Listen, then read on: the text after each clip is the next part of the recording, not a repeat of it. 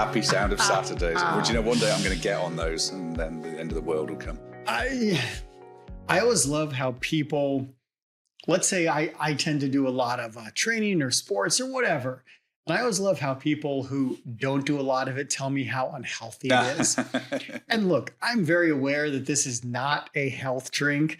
I am very aware that Coke Zero is not a health drink. But I'm also aware that the majority of people who tell me that are not in their best shape. Yeah, no, I think that's fair. Do you know what, those are just the tastes for me. I don't know what those taste like, but I remember Red Bull, and Red Bull's got, is it cinnamon it tastes off? That I have a funny reaction to, I really don't like. And I'm not a fan of Red Bull. The Monster one that tastes similar to Red Bull is like it's a black can with a blue M on it. And it's like one of their original flavors, because I think it was a copy of Red Bull. Yeah, okay. And I drink it from time to time, but it's not my favorite. So what does this one taste like? Apart from pure evil, of course. Yeah, I described this before as like a cotton candy robot, right? And I will stick with that. Nobody knows what they taste like. Right, okay. Right? And all the flavors taste that way, right? There's like ultra red, and you're like, what does red taste like? Taste of the future is what it tastes I mean, like. So the future and neon and wires and things. This one just says ultra, and it's just everyone refers to it as white. And okay. But I like because Mountain Dew does not taste like any fruit whatsoever. It tastes of chemicals. No. But this is one of the interesting things. One of my friends who worked for Meta for a long time has I hope I get this right, like a PhD in, and I don't know what this is, like olfactory, but like perfume stuff. Yeah, okay. And I was like, how did you end up in Meta? Because being a perfumist, I guess, or what, like this seems to me like it's one of the coolest jobs you could possibly have. It's like sound design for Marvel movies, where you're just thinking, how do I create something that doesn't exist? Yeah, I think that why I'm intrigued by that is because it's also very individual. And I had my Turkish coffee conversation again. For those who haven't seen this, is that I have an issue with my wife who loves Turkish coffee. And to me, it tastes of mildew and old scout camps and moldy canvas. And I cannot get my head around it. I don't understand it. For her, if she knows that smell, and if it tasted anything like that to her, she wouldn't go near it, but she loves it. So it's very different to us. So an olfactory specialist, how do you deal with those individual personalized differences? I don't know. I don't know what the answer is. I don't know. And like I have some cologne perfume, I don't know, that I'm wearing today. And it's weird that I both like it and don't like it. And it's a very weird thing where I spray it and it's like there's something about it that is what's the word where like addicting. Okay, no, sorry. The other way. But it's a very odd thing, and I feel it's one of those things: coriander, durian, where just people. Durian's a weird one. Durian's very weird. Yeah. I like it, but I don't like it, but I'm still eating it. Yeah. Irregardless, you're back. I am. It's been weeks and weeks. You've moved houses now. We have. And you moved to a bigger house or to a rural area? Or what was the reason for the move? So before we were in the middle of JVC, which is, for those who don't know, Dubai is like a set of concentric rings quite close to the middle of Dubai where the traffic is crazy. It's one big building site. It wasn't very expensive and it was very convenient for work, and everything was sort of 15 minutes away. It's very noisy, and it was not the best place to bring up kids because they can't run in the road without getting run over. So we moved out about 20 minutes, half an hour further, sort of northeast, out towards the desert, towards Silicon Oasis, near Mirdif. Okay. So you are now far from me. Okay. Yeah. But it's really quiet. Like I go outside after like 5 o'clock and I can't hear anything. Like the odd bird, and we see parrots flying over now and again because some of the neighbours have got parrots, and there's camels in the behind the house, and it's quite odd. It's very nice. I do have a very skewed view of Dubai because I don't have a car, and so it limits where I can go. And because I live in Marina, I think that's also a specific type of person. You have the traditional Dubai experience. Yeah, well, I don't know. I don't know if it's traditional for the influencer side, perhaps. But I've been running into more and more people who are just sort of like, you've been here for a while. You really need to get out, see a lot of other sides of things. And I do admit I am in a limited bubble of things. And I think that does definitely color my view of what the city is and can be. I think Dubai lets you choose the experience you want, and I keep umming and ahhing about whether we move to Abu Dhabi or not. But if I'm honest, I like a lot of what Abu Dhabi brings, that conservative family feel, that less hectic approach to life that Dubai has. But I also quite like being a stone's throw away from it and be able to dip into it and the pace of Dubai. So I quite like where we are at the moment. Abu Dhabi is not far away. It's not. Right. If there's no traffic, it's an hour to get down traffic. there. What day is that? Well, okay, fair. But Silicon Oasis, I have been out there for a few things. It is nice. Yeah. It is much more sort of relaxing. I think there's several of these areas that are great for families that just have a very, very different feel than, again, where I live in Marina or Business Bay or something.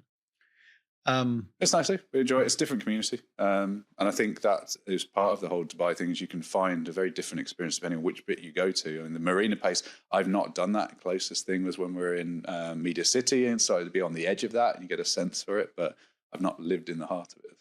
I just like it because you can walk. Yeah. Everything's within walking distance, which is nice. But how are things with AI? It's good. I was speaking at ADIPEC this week.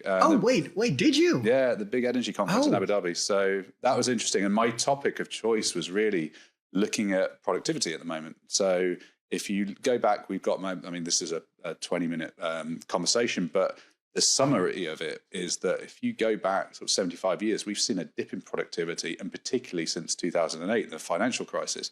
And yet we've got all these digital tools. So we're doing more potential. We've got more potential. And yet our productivity is dipping. How do you define dip in productivity? That's a good question. There was a good study, I think it's Deloitte, 2023, might be wrong on that, who looked at is actually the measure which we're using for productivity, so hours worked and output, actually the right use. And I think there's a good conversation there, which I'm going to sidestep around and just take that simple premise and to say, well, part of the reason is you can look at your I know a whole build up to this, but my answer to this is it's about employee engagement. So if you look at your split of, for me anyway, if you look at your split of employees on your teams that you've got, probably about 40% of them are your actual doing a good job, not knocking the ball out the park, not working too hard, doing what they need to do, competent, but not really blowing anyone away. Probably almost an equal number are the ones who are quite dissatisfied and head out the door. Some of them already out the door, who are even potentially negative detractors on what you're doing. And then you've got only about 5% of people are really your heroes, your rock stars who are leading things. And I found that very interesting when you think about that big proportion, which is either 38%, I think, is the sort of your negative contributors or people who are underperforming. In fact, maybe not enough to get them moved on, but they're not doing what you'd like.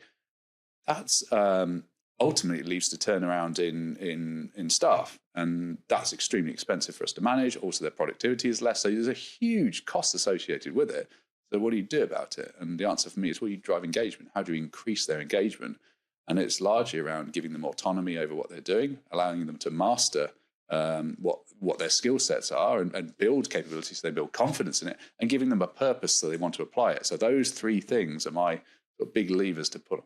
That's the classic, right? Mastery, autonomy, and purpose. And yeah, I would say here that autonomy one is one that's a little bit tough to come by. It is, and it's what causes burnout. If you push people to work really, really hard, but you don't give them control, then they burn out. If you push people really, really hard, but give them control, they might be working more, but they don't burn out as often. And I find that very interesting. What do you find about the purpose side?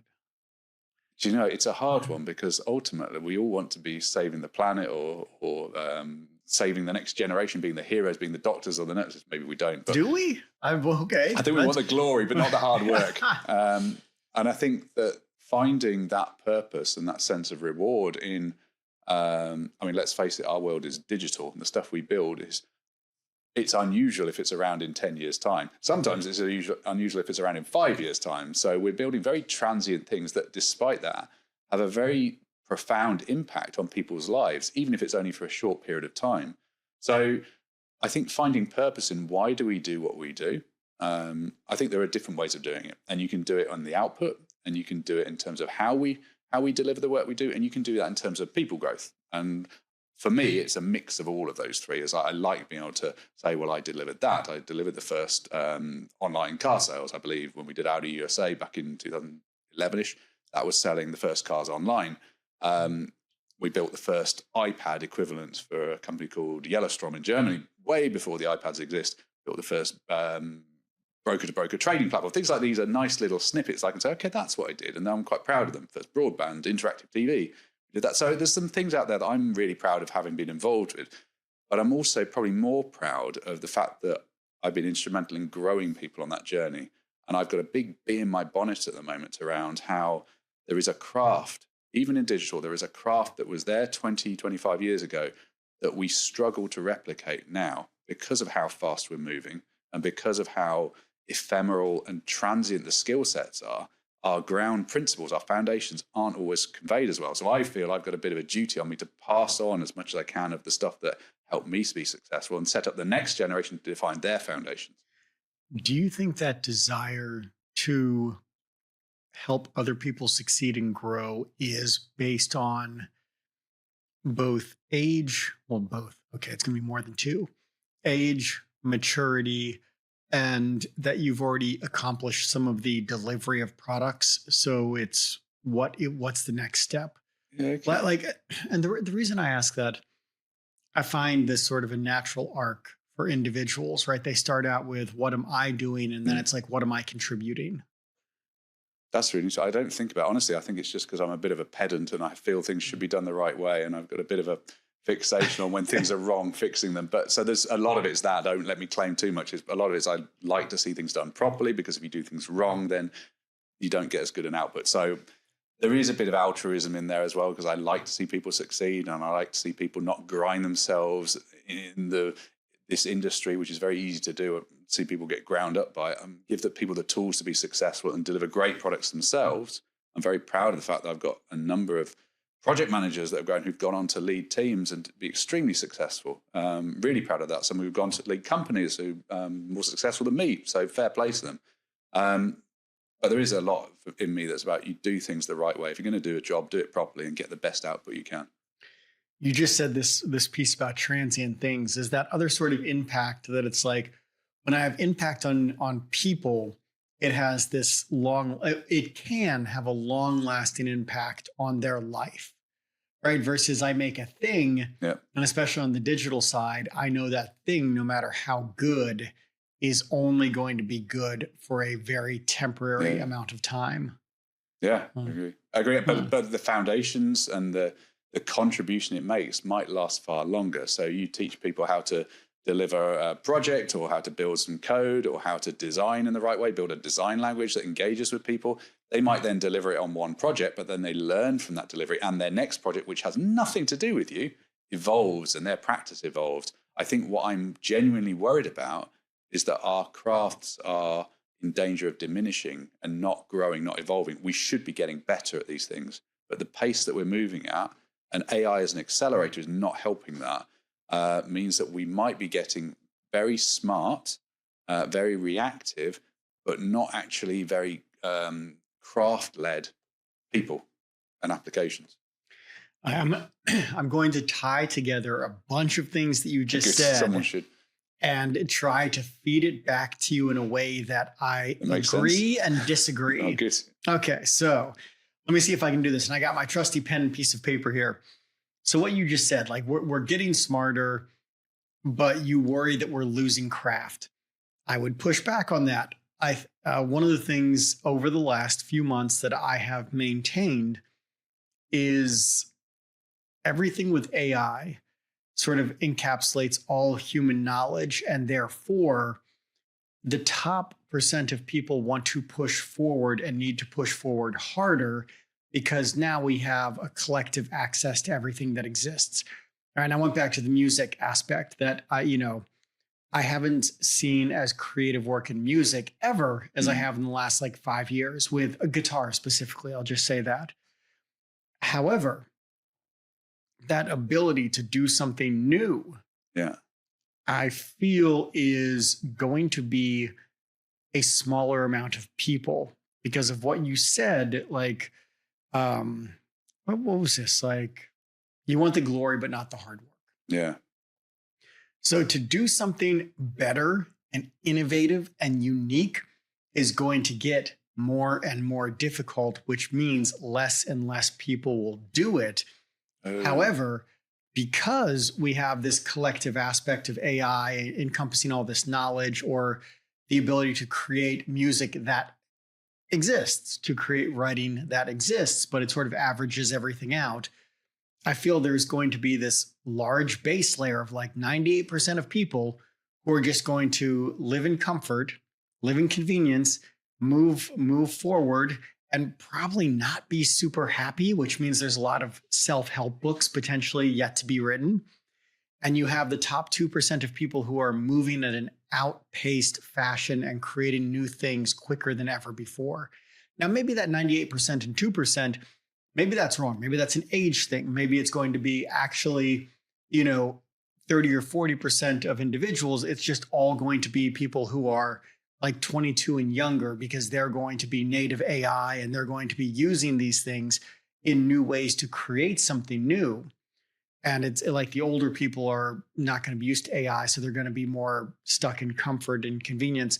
I do feel that's not going to be the case, but that's not a simple way to feed it back to you, but it is a way that says, I think there is more opportunity than ever before, but I think less people are going to take advantage of that opportunity because it will be harder to do. There we go. I think that summarized it well. You've made me think of the dystopian threat that we have with AI, in that everybody can now do everything reasonably well. I won't say very well, because I think you still need education and craft to distinguish what is good from that, but you can have a reasonable stab at it and get sort of a mediocre response with AI in pretty much every field, I'd argue now, because, as you say, we've got access to everything. It's the filter that we're lacking. However, I think that's right now. And what you made me think of, there is probably a transient period right now where we're still finding our foundations. We're still putting our roots around what's the operating basis that we're delivering off. And it's evolving and it's changing at a rate of knots. But we're going to get to the point where certain organizations, and it will be organization, I think, put in place these foundations, these operating systems off which then they can then create. And because they've got them in place, like large language models, they get very well-trained large language models. So immediately you start using that large language model. You're unlikely now to go and make your own large language model to compete with ChatGPT, because you'd have so far to get to. People are doing it, but it's not everybody. It's pockets of organizations that are setting out. And I think that'll get harder and harder in time. So as you build these foundations to build on, they'll start to get locked and people will start building on top of them. And the number of people engaging will get less and less. But isn't this what you're saying? Isn't this sort of everything, right? It's like you don't have people going, okay, so if I go back to agriculture, industrialization, and technology, right? Sort of these three levels that every country goes through. Not everybody is growing their own crops and doing their own, their own food. Yeah. You go to industrialization, not everybody is, making their own steel or wood or whatever, but you go to Home Depot in the US and buy things. But 1,000 years ago, they were. They were. But this is sort of that natural industrialization. You come to technology, people aren't making their own semiconductors, right? People are making their own chips. You come to operating systems, people are making their own operating systems. Those are set, and you have tools on top of them that people build with. So it's like with steel, wood, whatever, you have tools, and I can go get the somewhat raw materials. When we say raw materials, I mean 2x4s and wood, sure, but I'm not chopping down the trees. So I think there's always a level of foundational, whether you say technology or tooling or whatever there is, there's always this foundational level of tooling that exists that people build on top of. So I think that's okay. No, but I agree with you. But I would say if you go, let's use this ridiculous analogy because it's easy to talk to and it might have massive flaws. But if you go back 1,000 years, I think you could find that everybody with an axe could probably chop down a tree, get themselves firewood, probably even make themselves a cabin of some sort. They would have enough building skills to live. We've replaced that with industrialization. So people no longer do that. They go to other people or smaller groups of people who do this for them at bigger scale because we've got more efficient. That's continuing. And as we get to the point where less people are needed to do things, which is the big promise of AI, is that actually can we switch so the general population doesn't need to work in a lot of low craft areas that AI does it all, then what are we replacing it with? I'm going to I think I'm going to disagree. Huh? Right. TikTok is what we're replacing with as my answer. That's what I was watching right before. Okay, so 1,000 years ago, everybody could chop down a tree and build a cabin. Cabins were relatively simple. Sure.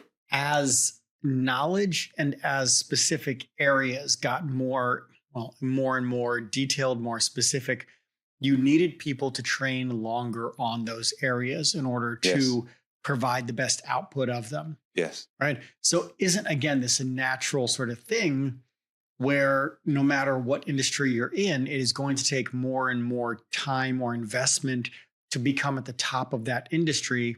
And what we have right now that we are considering, or what you just said, everybody is going to have this base level of knowledge. 1,000 years ago, isn't that base level of knowledge just building a basic cabin? Right. So it's just like. But we've lost that. We've replaced it with other things. I think my argument is that if we've shifted our human capability from being most people are able to produce and make things to now most people probably, I don't know about this, but I'm going to put it out there. Most people are now focused on how do we sell things to other people that a very much smaller group of people make, or even not even people anymore. That selling to each other has become a predominant skill set over actually making things.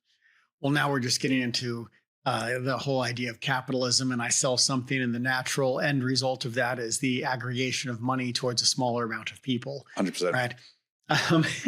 But so my point in this, aside from all that, is what are we replacing those skills with? And I think there is a danger at the moment that we're replacing them with things like prompt engineering, and we're leveraging this big wealth of knowledge that's out there. We are developing our intelligence to a certain extent because we're able to decipher things at speed. This is fluid intelligence again. I do genuinely think that the use of AI tools will develop humanity's fluid intelligence capabilities. However, it's done without emotional engagement, without connection to memory, because you're leveraging a cold electronic database rather than personal memory. And I wonder how it's going to change us as people as a result. I'm going to try to bridge this into the topic that I wanted to. I'll just give you rabbit holes. Yeah. Bridge this into the topic I wanted to open with.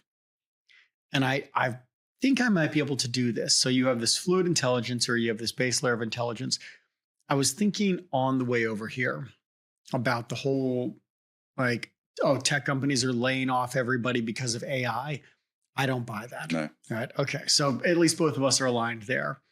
I think there's just a natural house cleaning that most tech companies go through. And if they can save money on something and they can blame it on something, great. AI is a wonderful villain to blame this on, and you can clean house and lower your operating costs. And hey, your stock price goes up. Cool.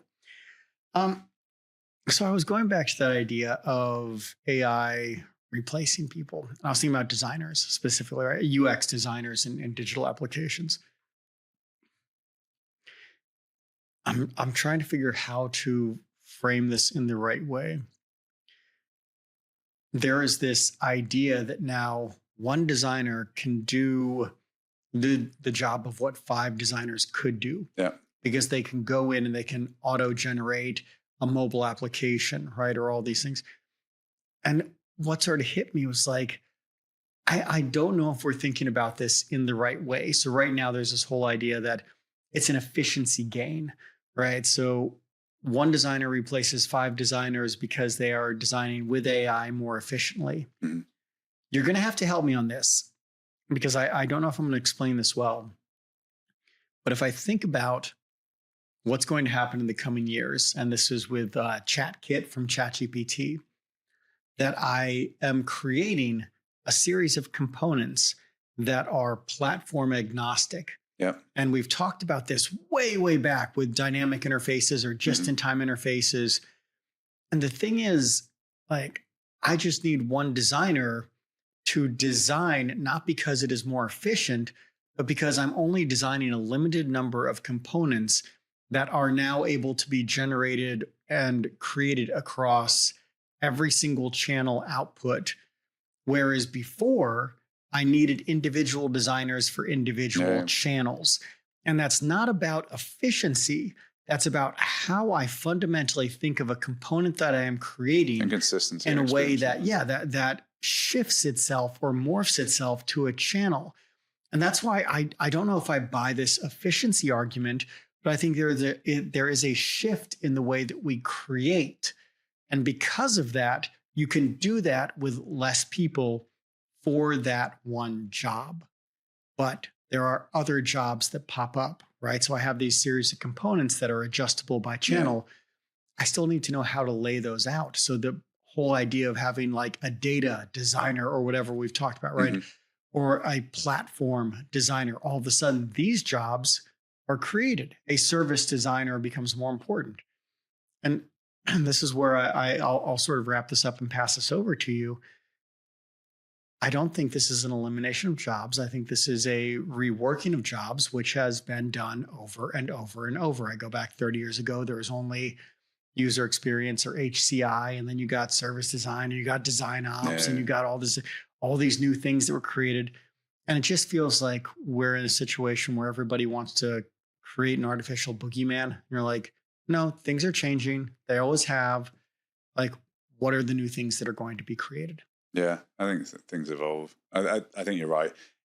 The thing that I am made aware of, or what the thing that comes to mind when I think of ChatKit, is it takes me back to sort of 2000, 2005 when we were building websites then. There was a big shift at the time to move to these websites which all looked the same, which were these boxes laid out on a grid. And it felt like it was a very grid-based movement for everything to look like this. And we went through a phase of this was how you do web design. This is how you do. The information architecture was good behind them. There was a very thought out process for how that information flowed between things. So the visual design always felt like it was a bit of a lazy approach to it. Design languages were good. It was good in some ways, but it always felt like everything just looked the same. And I think we moved beyond that.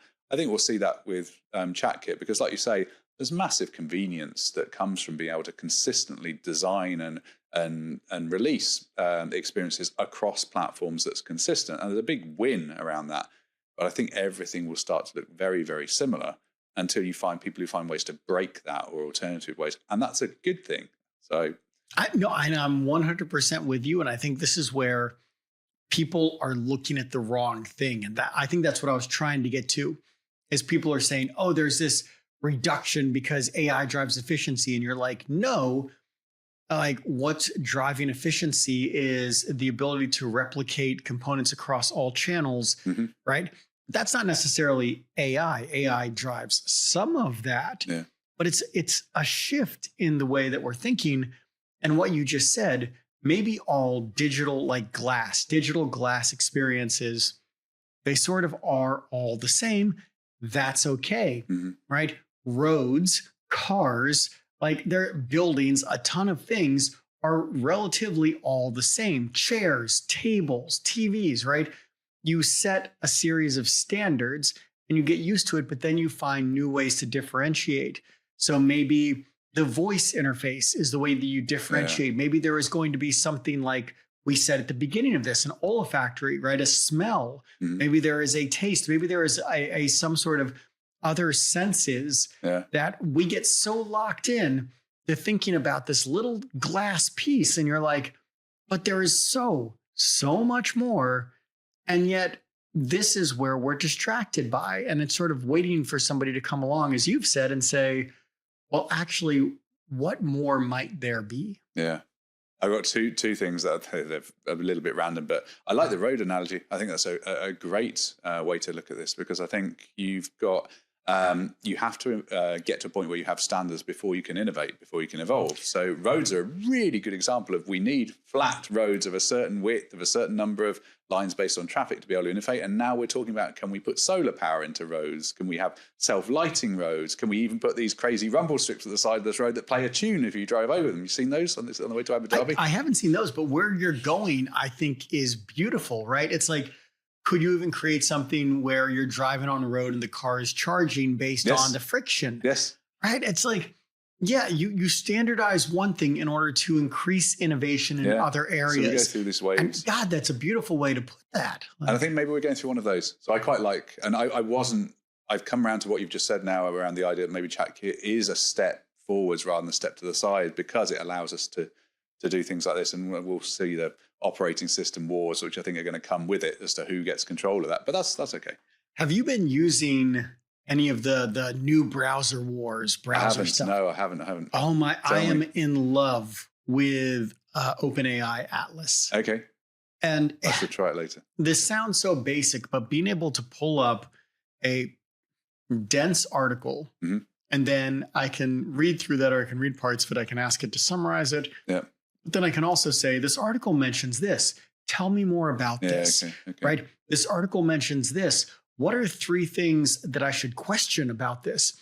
And my ability to interrogate or interview an article or a piece of information, this sounds basic.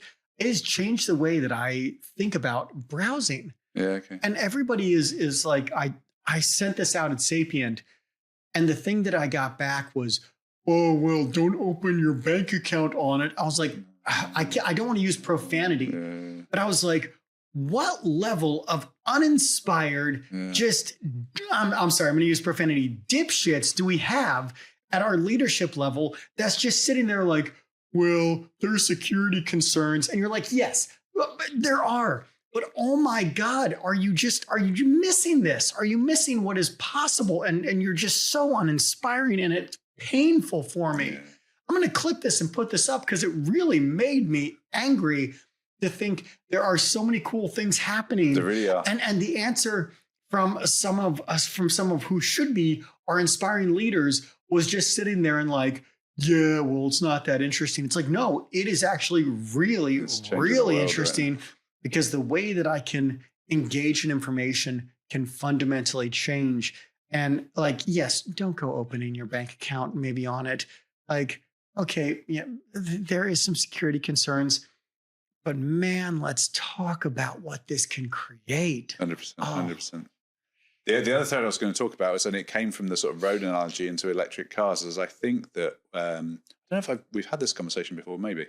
One of the things that puts me off Teslas, there's the road car analogy, is the medium of interface that you use to control it. So I hate touchscreens in cars because there's no tactile interface. There's no feedback where you just got this big glass thing. You actually have to look at it for it to work. And it's really dangerous and it's really annoying.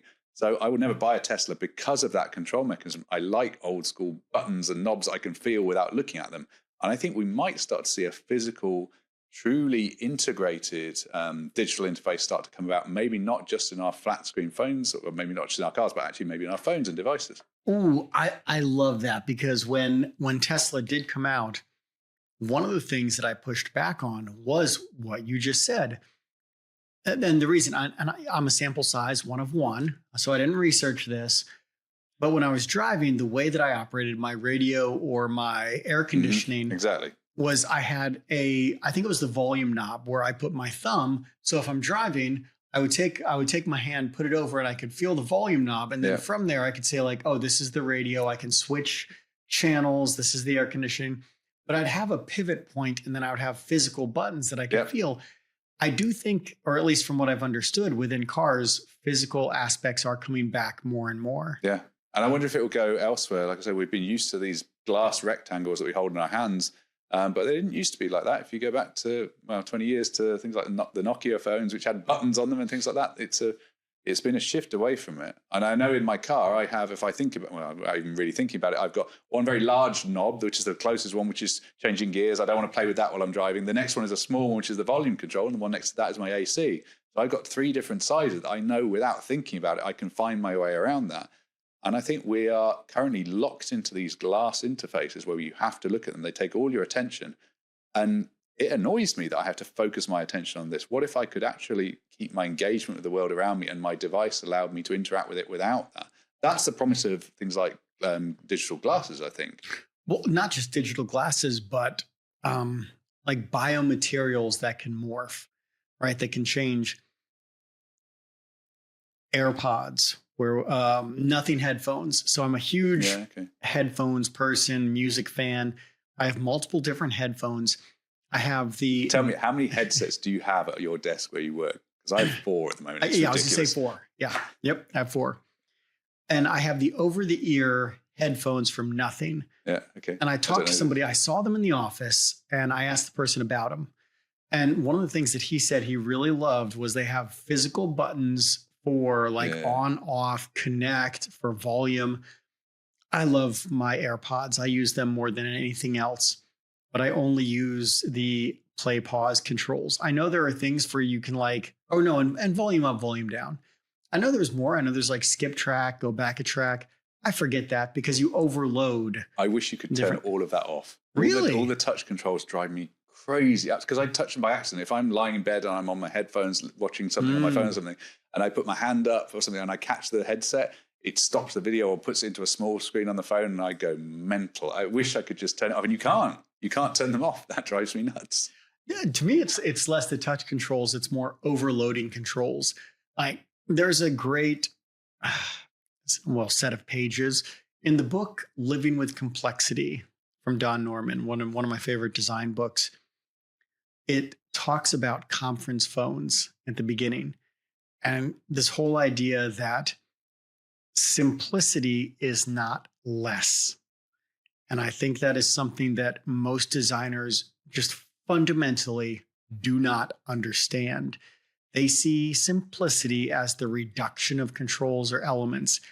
And what he says is like, you take a conference phone, find anybody who knows how to really use a conference phone. It is very rare. Yeah. Because you have all these overloaded buttons and they each do three things. And the way that he framed this was like, think if you go into an airplane, do you really want an airplane cockpit with one button that says fly? Yeah. It's like, no, all those buttons have a very specific need for them that pilots use should things go wrong. Right. And it's like, and you don't want, overloaded controls where one control does 5 things because you just wanted less controls. So sometimes simplicity is actually having more at your disposal because it is easier to understand. And we get used to using massive controls. I can give you an example which all of us use with like 50 plus controls on it, and we use them every day, which is our keyboards, which have huge numbers of buttons on them, and we're used to it, and it's natural. I think you learn the devices. Unless you're a court stenographer, right? Because that, like, have you ever seen one of those keyboards? I don't know how that it's works. It's like shorthand, the old shorthand. I'm like, shorthand. But also, it's just like this mystery type of. I started learning that was about 10 years old. I started learning shorthand. Just I don't know why. I think it's part of me learning programming languages. That was another thing. I started learning that for a while. Well, Morse code, right? It's like things that use less elements to do more take longer to learn. That should be like a design principle inscribed somewhere. It's like, what's the classic? Like make things as simple as they need to be and no simpler. And there's a reason for that. It's because again, simple is not reduction. Simple is clarity. Yes. And that's where people go wrong. We are almost at time. So do you want to take us home with something? I think I really like what you ended with simplicity is clarity. And I think that it's been something that's been nagging at me for a while around how we're doing design in this age of AI, particularly how we're doing generative creation. And I see a lot where I find that if you engage with AI at the moment around give me answers, they tend to be quite blown out.